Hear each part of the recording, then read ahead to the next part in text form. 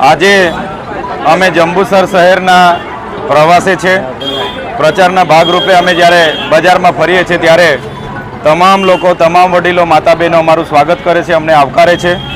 સાથે સાથે છેલ્લા 6 ટર્મથી 30 વર્ષથી ભાજપના સાંસદ અને નગરપાલિકામાં પણ એમની સરકાર છે, છતાંય જંબુસરના લોકોની વેદના છે આજે કે ગટર લાઇનની વ્યવસ્થા નથી, મીઠા પાણીની વ્યવસ્થા નથી।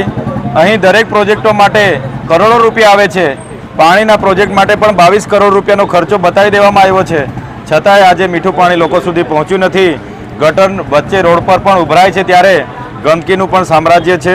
ત્યારે આપના માધ્યમથી હું કહેવા માગું છું, આવનાર દિવસમાં અમે આ જ જંબુસર તાલુકામાં અમારું કાર્યાલય કાર્યરત રહેશે।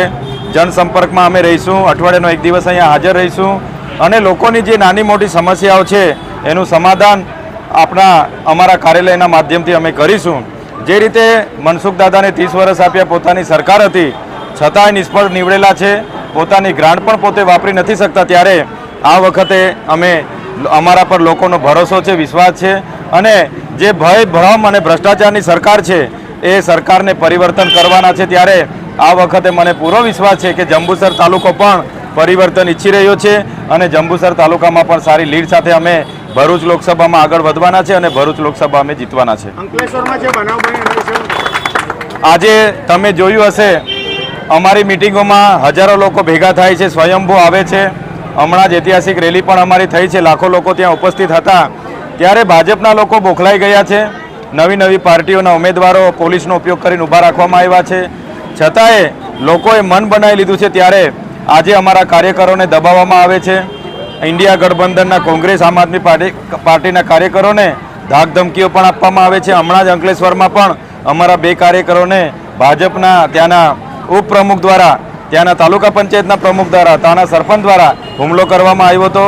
પણ ગમે તેટલી હેરાનગતિ થશે પણ અમે ભાજપથી ડરવાના નથી।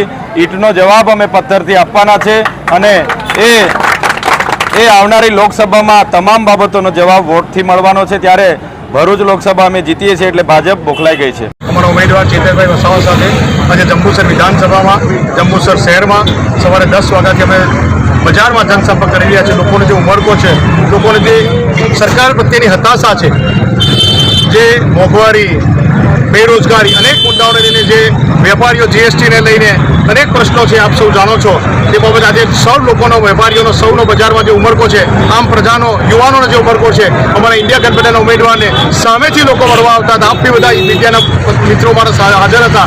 આપ સર્વે જોયું છે કેટલા ઉમળકાથી, કેટલા ઉમંગથી આ પરિવર્તન ભરૂચ લોકસભામાં થવાનું છે।